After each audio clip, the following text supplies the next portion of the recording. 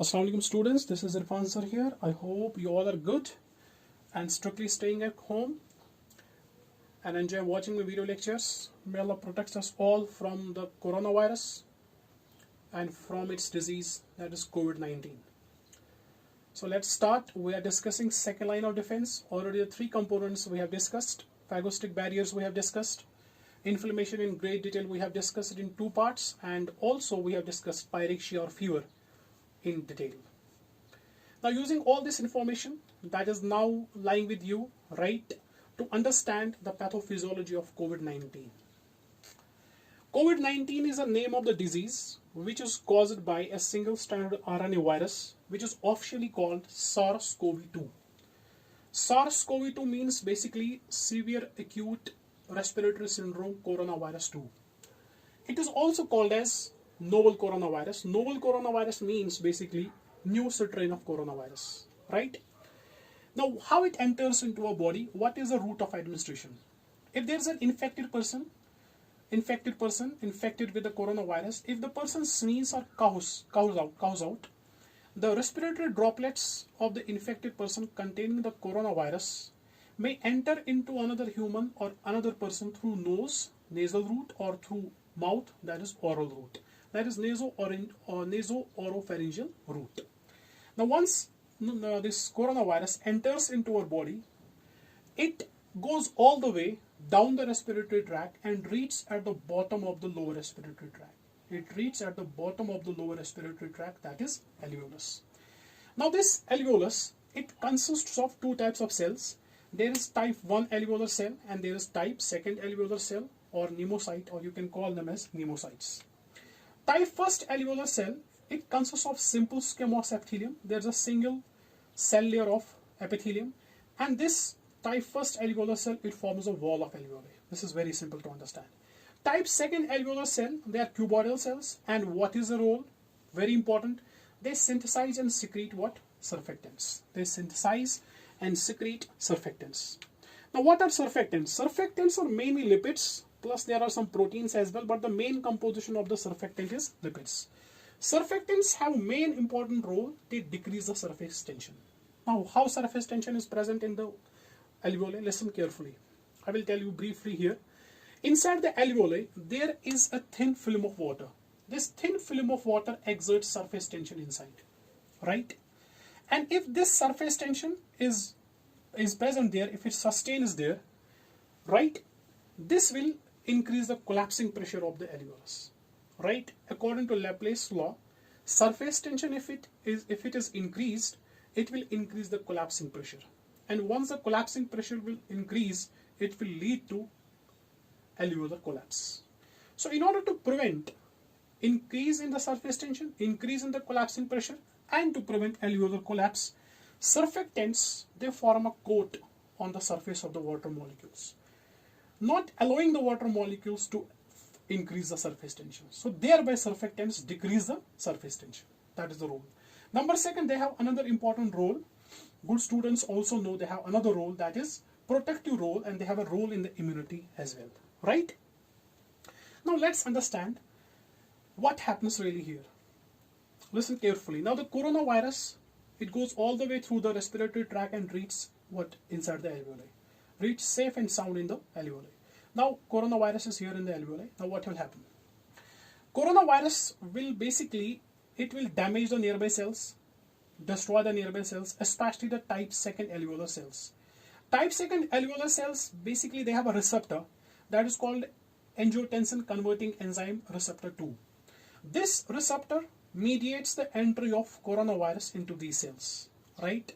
This receptor mediates the entry of coronavirus into these cells, and once the virus enters into the type 2 alveolar cells, we know that virus hijacks the cellular machinery, uses all the cellular machinery, replicates very fast, and releases new crop of viral particles.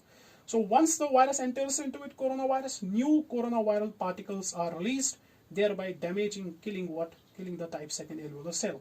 When the type 2 alveolar cell gets killed or damaged, it releases chemical mediators of inflammation. We know it very well.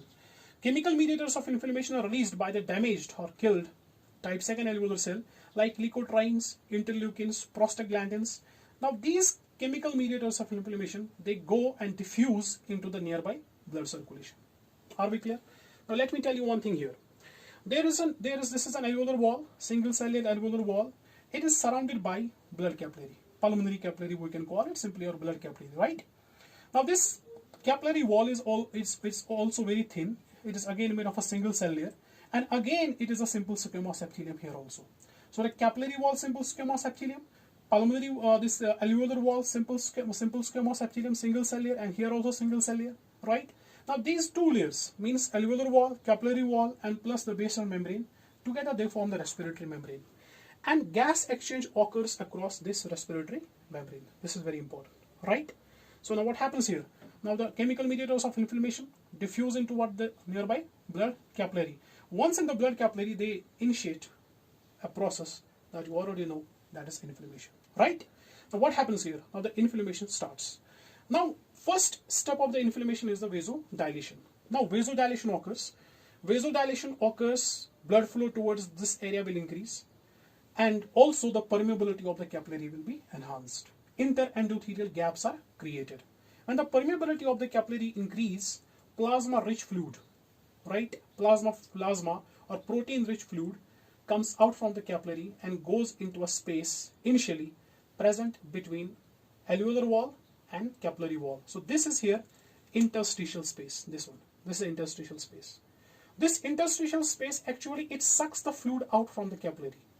When the capillary permeability increase, this interstitial space it sucks the fluid out from the capillary, and the fluid reaches, mainly water, it reaches into the interstitial space. This fluid accumulation in the interstitial space, it is referred to as interstitial edema, right? This interstitial edema, this fluid collection in the interstitial space, definitely it will exert hydrostatic pressure on the wall of the alveoli outside. So this interstitial edema, it will compress the wall of the alveoli, right? This is one aspect. This is one important thing. Are we clear up to this? Now, what happens here? Now through these interendothelial gaps, neutrophils will go inside the alveoli. They will reach into the alveolar sac, right? And now once inside, they start doing the phagocytosis of the viral particles that we know. Now the macrophage of the alveoli of the lungs is called a dust cell. Dust cell is a tissue-specific macrophage of the alveolus or respiratory tract or lungs. So here is a dust cell or here is a macrophage. It will also join and it will also do the phagocytosis of the viral particles. Now macrophage, we already know that it releases IL-1, right? It releases IL-6 and it also releases IL-8. So these are the interleukins which are released by the macrophage. And these chemical mediators, they are the chemical mediators of the inflammation. They will also diffuse into the blood and aggravate the process of what? Inflammation.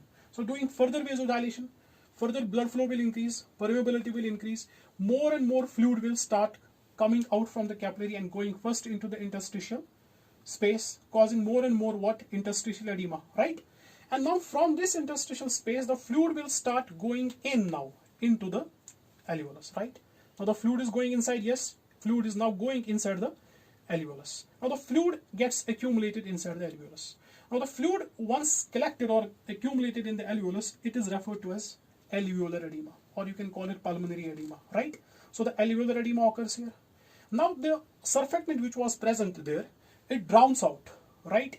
Now the surfactant is no longer there to reduce the surface tension which is exerted by the water, because more fluid collection is there, more surface tension is there, more collapsing pressure will be there, and there are greater chances of the alveolar collapse. I hope it's clear up to this, right? So there are more chances of the alveolar collapse. So two things are simultaneously happening. Outside, the alveoli gets, yes please, compressed by the interstitial edema. Inside, pulmonary edema, fluid collection increase, surface tension, and surface tension in turn increase collapsing pressure, which basically lead to the alveolar collapse. Now listen, this inflammation of the alveoli with the fluid collection inside, this is referred to as pneumonia. This is called as pneumonia. What is pneumonia here? Inflammation of the alveoli plus fluid collection inside. This is referred to as what? Pneumonia. Since there is a fluid collection inside, there will be definitely cough, right? Number two. Number third, IL-1 is released, and we know it is a natural pyrogen. We have discussed it in detail. It will go into the body fluids, right, and reach into the brain, and there it will induce the formation of prostaglandin E2 in the hypothalamus, and hypothalamus increase basically the set point, thereby causing fever or causing pyrexia. I hope up to this everything is clear. Now we will see different aspects of this, right, in the part 2 of the pathophysiology of COVID-19, in the part 2, right? So see you in the next video, part 2.